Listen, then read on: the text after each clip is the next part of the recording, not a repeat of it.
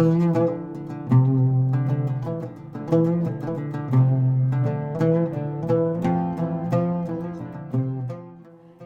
is Palm Sunday Eve. We prepare the procession where all the heavenly hosts and saints praise Lord for his salvation. We prepare to begin Holy Week by joining Christ in his passion. Today, the church has celebrated the miracle of Jesus raising Lazarus from the dead. There are three main lessons which we can take out of this story. The first lesson is to trust in God's plan. God has control. The sisters sent word saying, "Master, the one you love is ill."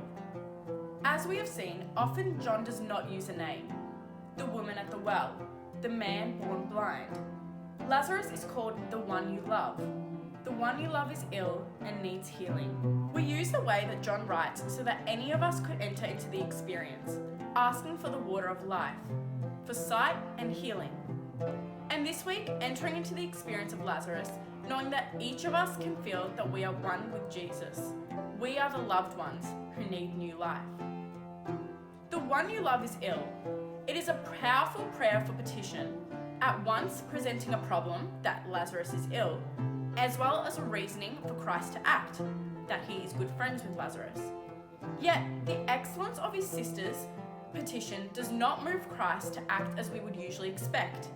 He instead declares that his illness is not to end death, but is for the glory of God, and remains where he is for 2 whole days. It is very easy here to assume that Christ does not seem to answer our prayers. But we must trust in his plan. We may be praying for something that would not actually bring us what is truly good. Or in other cases, Christ may desire to give us a greater good than the legitimately good thing in which we ask for. He loves us more than we love ourselves. It is because he loves us that sometimes he does not seem to answer our prayers in the way which we expect. Lesson 2. Gratitude first. Father, I thank you for hearing me. I know that you always hear me. But because of the crowd here, I have said this, that they may believe that you sent me.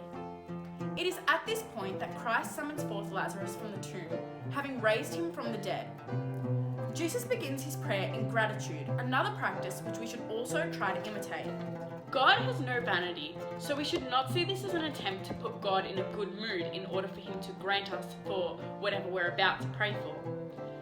For human beings sustained in existence by God, at every single moment, the first and most important words we can say to God are always thank you. Lesson 3. Prayer should be caught, not only taught. Jesus himself prayed aloud in front of multiple people during the raising of Lazarus, and again on multiple other occasions.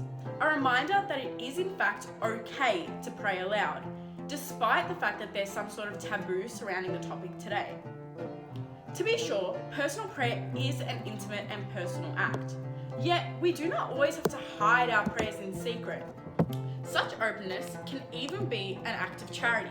It can compel one to think immediately of praying for the sick or the homeless, where otherwise they wouldn't have even thought to do so. But I also think of family life. If children never see their parents praying out loud, for example, how will they ever grow a desire to want to pray for themselves? The disciples asked Lord to teach us to pray, precisely because they had witnessed Christ's intimate prayer to the Father, and it was from this that their own seed and desire to pray had grown. And Jesus demonstrates in the story of Lazarus that the power of prayer, and more specifically, he models that prayer should be caught, not merely taught.